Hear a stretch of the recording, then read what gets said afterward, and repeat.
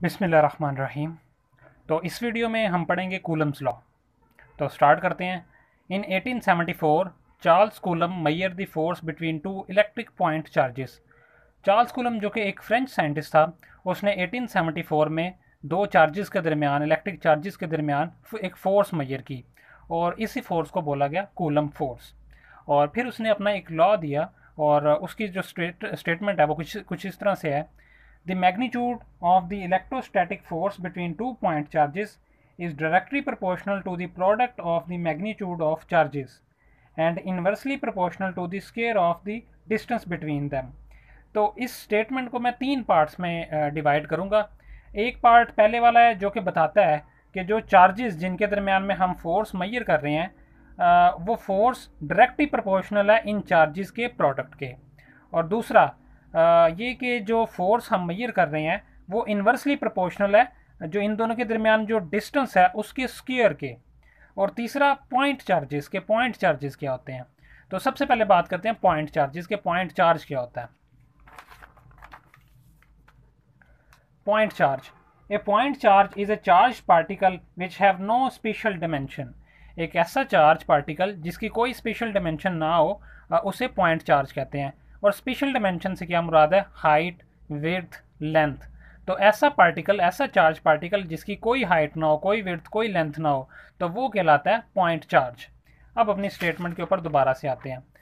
जो coulomb law हमने अभी स्टेटमेंट पढ़ी, उसको मैथमेटिकल फॉर्म में इस तरह से लिख सकते हैं।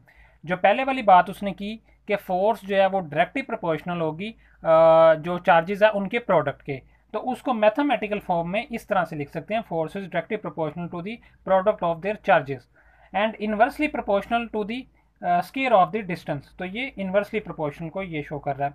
इन दोनों को अगर कंबाइन करें तो वो कुछ इस तरह से इक्वेशन ये बन जाएगी हमारे पास।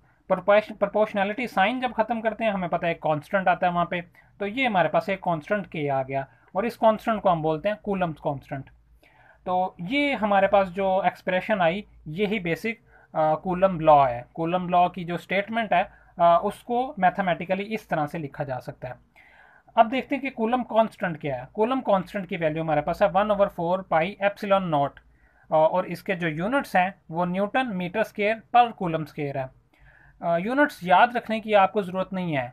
आपने जब भी किसी भी एक्सप्रेशन में अगर किसी चीज़ के यूनिट्स फाइंड करने हैं तो आप क्या करें, अगर आपके पास है F इक्वल्स टू के Q1 Q2 over are square, और आपने के यूनिट्स फाइंड करने हैं, तो जिस भी आपने वेरिएबल के जिसके भी यूनिट फाइंड करने हैं उसको इसी तरफ रहने दें, बाकी सब बराबर के दूसरी तरफ ले जाएं।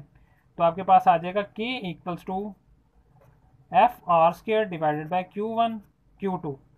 फोर्स का यूनिट पता है हमें न्यूटन, और लेंथ का यूनिट मीटर, तो मीटर स्क्वायर। और एक ये चार्ज है, इसका एक यूनिट कूलम और इसका एक unit coulomb, coulomb coulomb coulomb square. और ये कूलम स्क्वायर जब ऊपर जाएगा तो ये हो जाएगा न्यूटन मीटर स्क्वायर पर कूलम स्क्वायर। तो इस तरह से आपको यूनिट याद रखने की ज़रूरत नहीं है, इसकी आप इजीली फाइंड कर सकते हैं इसके। और इसमें जो एप्सिलॉन नॉट है ये कहलाता है परमिटिविटी ऑफ फ्री स्पेस। इसके बाद चूंकि फोर्स जो है वो वेक्टर क्वांटिटी है, तो कूलम्स लॉ में भी फोर्स है, फोर्स ड्राइव की हमने, तो उसको वेक्टर फॉर्म में कैसे लिखते हैं? उसको वेक्टर फॉर्म में लिखने का तरीका कुछ इस तरह से है। फोर्स, इतना फार्मूला तो अभी हमने पढ़ा कि डायरेक्टली प्रोपोर्शनल है product of charges, inversely proportional है स्क्वायर ऑफ द डिस्टेंस। तो डायरेक्शन कैसे पता चलेगी हमें?